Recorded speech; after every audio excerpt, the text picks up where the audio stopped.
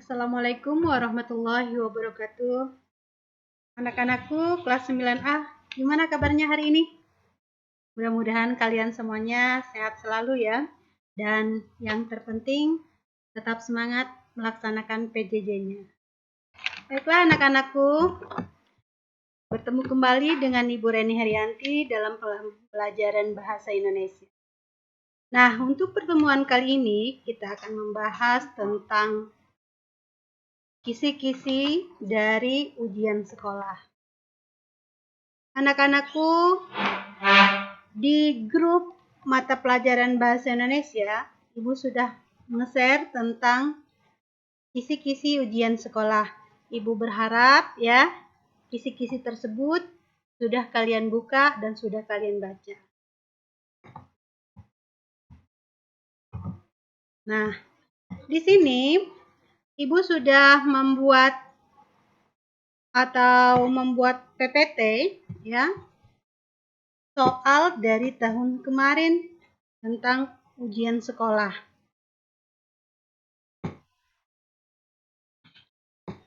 Ya, kita sama-sama lihat ya, soal nomor 1. Ini soal Ibu sudah cocokkan dengan kisi-kisi yang kemarin Ibu share di grup ya. Itu sudah sangat cocok sekali ya. Makanya sekarang Ibu akan bahas.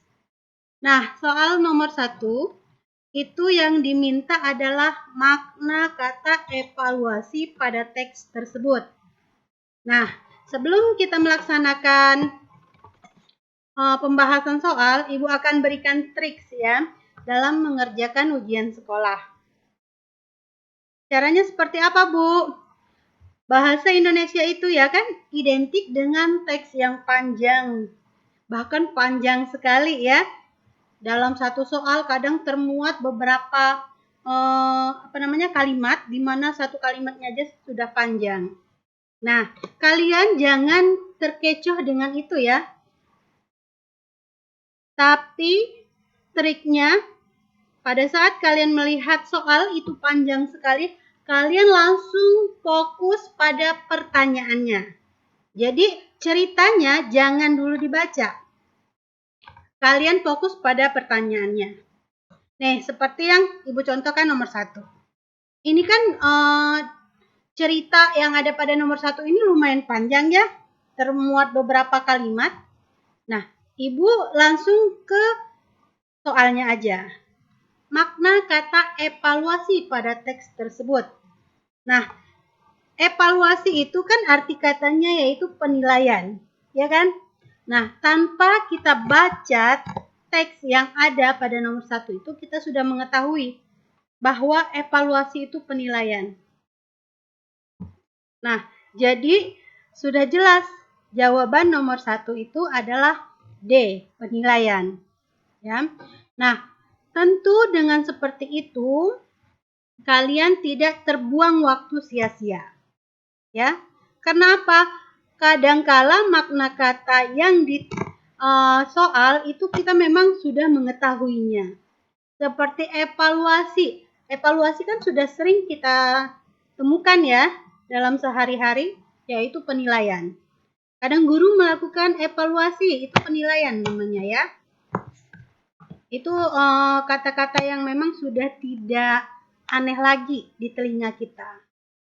Oke, itu untuk nomor 1. Nah, nomor 2, seperti kata Ibu ya, jangan dulu baca ceritanya, tapi langsung pada pertanyaannya. Nomor 2, informasi tersurat yang terdapat pada kutipan teks tersebut adalah. Nah, yang ditanya itu adalah informasi tersuratnya.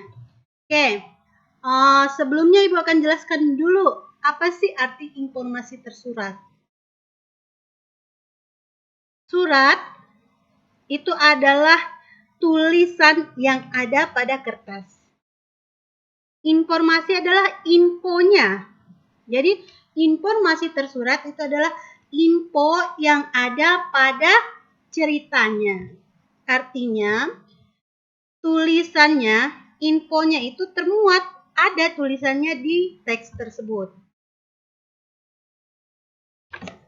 Kita contohkan ya.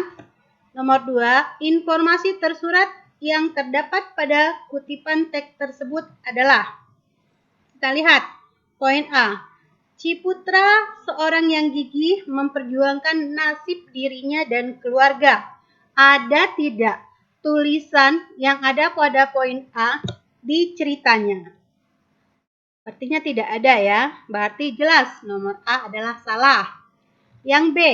Ciputra kemudian pindah ke kota Bandung untuk bekerja sebagai arsitek. Dijelaskan tidak? Tidak ada ya. Di sini hanya tertulis berkat sang ibu, dia bisa merasakan SMA Prater Don Bosco di Manado. Lulus 1953, lalu kuliah arsitektur di ITB Bandung. Jadi tidak ada dia pindah ke kota Bandung untuk bekerja. Tidak ada ya. Bukan bekerja, melainkan kuliah. Berarti yang jelas yang B salah. Yang C. Ciputra seorang pekerja keras hingga berhasil menjadi arsitek.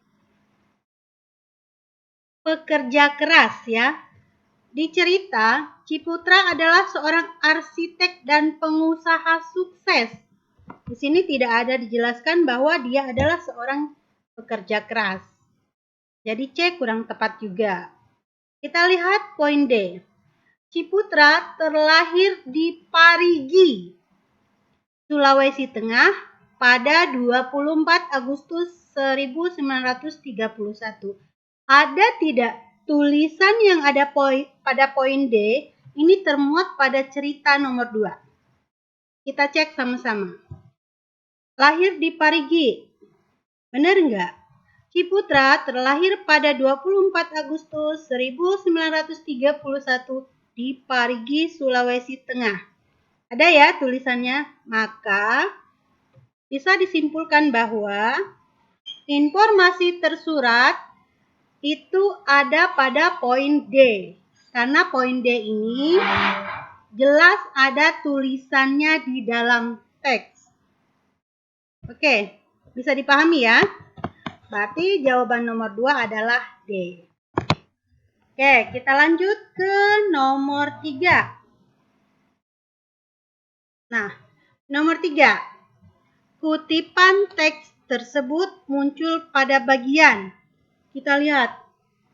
Oh, berarti nomor 3 ini kita menentukan struktur. Ya. Struktur itu yang awal itu disebut orientasi. Setelah orientasi, peristiwa dan masalah, lalu koda. Ini yang poin A, reorientasi itu tidak ada dalam struktur ya. Struktur apapun itu tidak ada. Jadi yang jelas nomor A itu adalah salah. Sekarang kita sebelum menentukan struktur, kita baca dulu teksnya. Ya. Bob Sadino mencari uang dengan menjadi supir taksi. Tapi mobilnya tertabrak. Ia lantas berganti profesi menjadi kuli bangunan. Beberapa waktu berselang, barulah ia terinspirasi berjualan telur. Apa yang diceritakan pada soal nomor 3? Yaitu Bob Sadino itu mengalami permasalahan. Masalahnya muncul di mana? Pada saat ia sedang menjadi supir taksi, lalu mobil yang dia gunakan itu tertabrak. Nah, itulah awal peristiwa permasalahannya muncul. Ya. Berarti bisa disimpulkan bahwa jawabannya adalah D, peristiwa atau masalah. Kalau orientasi itu terletaknya di awal cerita. Biasanya orientasi itu ya, orientasi itu menceritakan latar belakang, ya. Nah, kalau koda ini terletaknya di akhir cerita atau endingnya. Biasanya di dalam koda itu termuat pesan, ya. Nah, berarti nomor 3 sekali lagi Ibu simpulkan bahwa jawabannya adalah peristiwa dan masalah.